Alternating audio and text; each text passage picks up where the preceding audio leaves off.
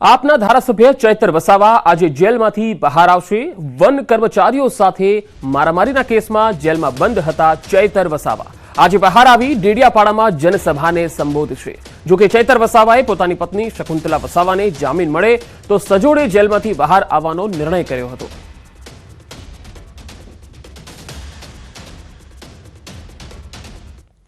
લોકસભાની ચૂંટણી પહેલા ભાજપમાં ભરતીની મોસમ શરૂ થઈ ગઈ છે। કોંગ્રેસ અને આપના અનેક નેતાઓ ભાજપમાં જોડાઈ રહ્યા છે, ત્યારે જૂનાગઢના કેશોદના ભાજપના જ પૂર્વ ધારાસભ્ય અરવિંદ લાડાણી ફરી કેસરીયો ખેસ ધારણ કરવાના છે। અરવિંદ લાડાણી 2022ની ચૂંટણીમાં ટિકિટ નહીં મળતા ભાજપ સામે બળવો કરી અપક્ષ તરીકે લડીને હારી ગયા હતા। આપને જણાવી દઈએ કે લાડાણીના કેશોદના કડવા પાટીદાર સમાજના તેઓ આગેવાન છે, જેનાથી આગામી ચૂંટણીમાં ભાજપને ફાયદો થઈ શકે તેમ છે।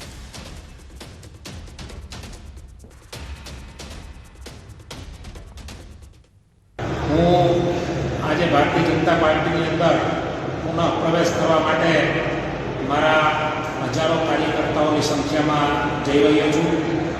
એના અનુસંધાને 3 તારીખે ભેસાણ કાર્યક્રમ છે, એની અંદર પ્રદેશના આગેવાનો અને સી.આર. પાટીલ સાહેબ આવશે। એમાં અમે બધા માન સન્માનથી અમારા કાર્યકર્તાઓ સાથે પાર્ટીની અંદર જોડાવાના છે। વડોદરામાં MS યુનિવર્સિટી ફરી એકવાર વિવાદમાં આવી। યુનિવર્સિટીના વીસી વિવાદમાં આવ્યા છે। કેલેન્ડરની ડિઝાઇનમાં ફેરફાર કરાયો। કેલેન્ડરની પરંપરાગત ડિઝાઇન બદલવામાં આવતા આ વિવાદ પેદા થયો છે। કેલેન્ડરના દરેક પેજ પર વીસીનો ફોટો જોવા મળ્યો। આ પહેલા યુનિવર્સિટીના સ્થાપકનો ફોટો છાપવામાં આવતો હતો। વીસીના વલણને લઈ સેનેટ સભ્યોમાં નારાજગી જોવા મળી। કેલેન્ડર માત્ર વીસીના પ્રચાર માટે હોય તેવા આરોપ થયા છે।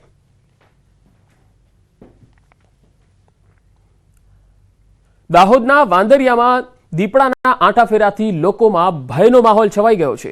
દીપડાએ શ્વાન પર હુમલો કર્યા બાદ સ્થાનિક પર હુમલો કરી દીધો હતો। દીપડાએ હુમલો કરતા ઇજાગ્રસ્ત વ્યક્તિએ બૂમાબૂમ કરતા આસપાસના લોકો દોડી આવ્યા, જેના કારણે દીપડો જંગલ તરફ ભાગી છૂટ્યો હતો। દીપડાના હુમલાથી સ્થાનિકને ગંભીર ઇજાઓ થઈ અને તેને હોસ્પિટલમાં લઈ જવામાં આવ્યો। રહેણાંક વિસ્તારમાં દીપડો આવી ચડતા લોકોમાં ડર વ્યાપી ગયો છે।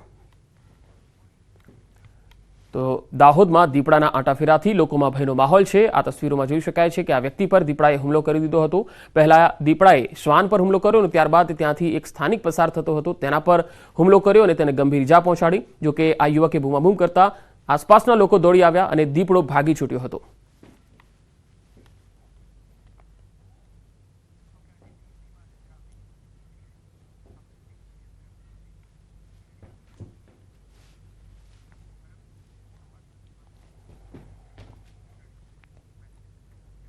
અને હવે વાત દેશના બજેટની।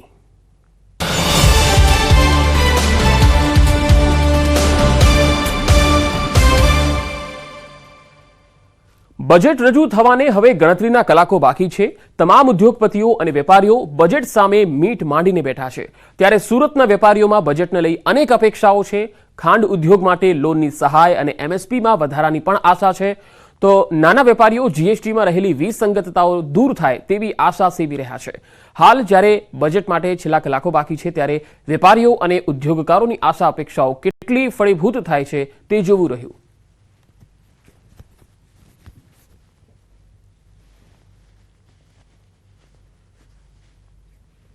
કેન્દ્ર સરકારની વાત કરીએ તો કેન્દ્ર સરકારમાં અમારી એક પડતર માંગ પડી છે national federation of cooperative sugar factories new દિલ્હીની, કે ભાઈ અમારા જે અત્યારે MSP 31 રૂપિયા જે છે એને વધારીને લગભગ 37 રૂપિયા કરવી એવી અમારી માંગ છે। અને મહદ અંશે સરકારે લગભગ ઘણા ડિપાર્ટમેન્ટે એને એક્સેપ્ટ પણ કરી છે, પણ કોઈક ને કોઈક કારણસર એ અટકીને પડ્યું છે। એ જો કરી દેવામાં આવે તો ખેડૂતોના અને ખાંડ ઉદ્યોગના ઘણા પ્રશ્નો હલ થઈ જાય એવી પરિસ્થિતિમાં છે। હાલમાં એ પત્રકો સુધારણા માટેનો કોઈ અવકાશ જીએસટી કાયદામાં નથી, તો કેન્દ્ર સરકાર પાસે અમે એવી અપેક્ષા રાખીએ કે 3B અને GSTR1માં ભૂલ સુધારવા માટેની કોઈક એક જોગવાઈ કરે તો નાના વેપારીઓને ખૂબ મોટી રાહત મળી શકે। તો કેન્દ્રનું વચગાળાનું બજેટ રજૂ થવા જઈ રહ્યું છે, ત્યારે માછીમારોમાં પણ કેટલીક આશા અને અપેક્ષાઓ છે। ડીઝલના વધતા જતા ભાવો અને ફિશિંગની ટ્રીપ મોંઘી પડવાના કારણે કેટલાય માછીમારોની બોટ પોરબંદર દરિયા કિનારે લાંગરેલી જોવા મળી રહી છે। દર વર્ષ કરતાં આ વર્ષે 10 થી 12 જેટલી ફિશિંગ અને તેનો ખર્ચ વધતા માછીમારોની હાલત કફોડી થઈ જાય છે। કેન્દ્ર માછીમારો માટે અલગથી મંત્રાલય તો આપ્યું છે, પરંતુ જોઈએ એવી સુવિધાઓ માછીમારોને મળતી ન હોવાનું તેઓનું માનવું છે.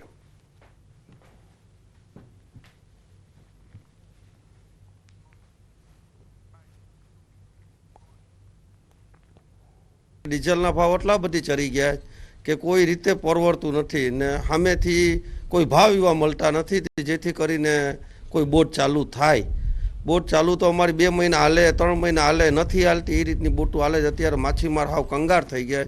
લોકોને એજ્યુકેશન, છોકરાને ભણાવવાના પૈસા નથી. અત્યારે મારી પાસે 2 બોટ છે, એક જ બોટ આવેલી ને હવે આવતરથી પણ નહીં આવે. ડીઝલના ભાવ પ્રમાણે ડીઝલનો ભાવ સરકાર ઓછો કરે ને તો જ હાલે બોટ. દાગીના બાગીના બધું મુકાઈ ગયું.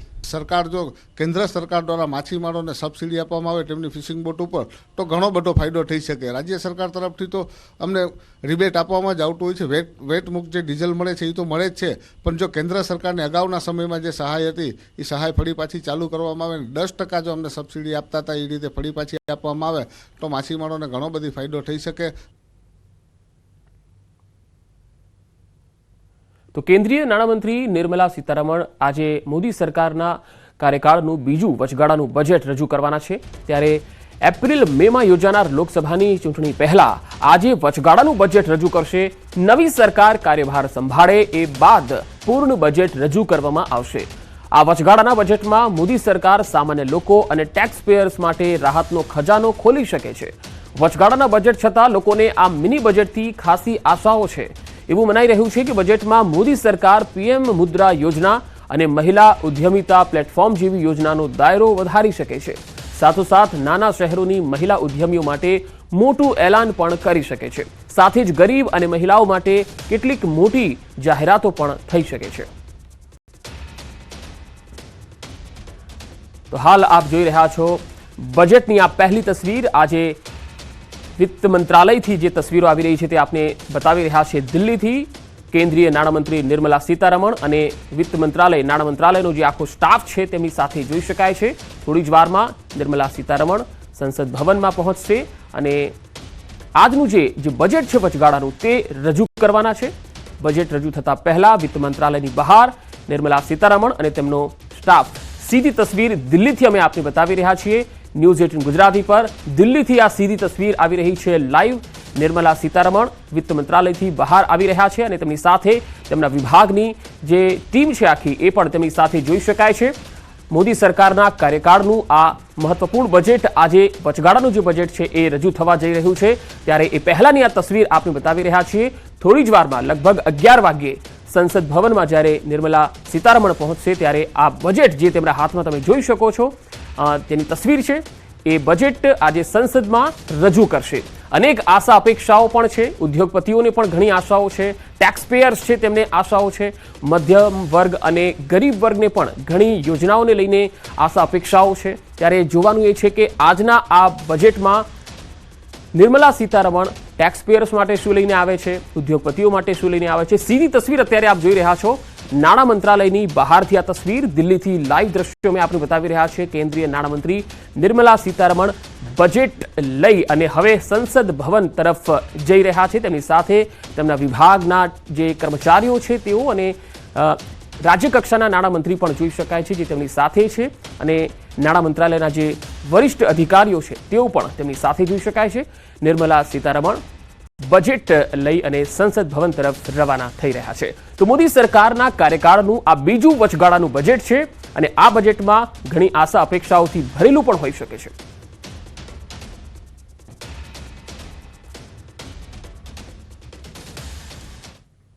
આગળ વધુ સમાચારો પર નજર કરીશું. હાલ રોકાઈશું એક બ્રેક માટે.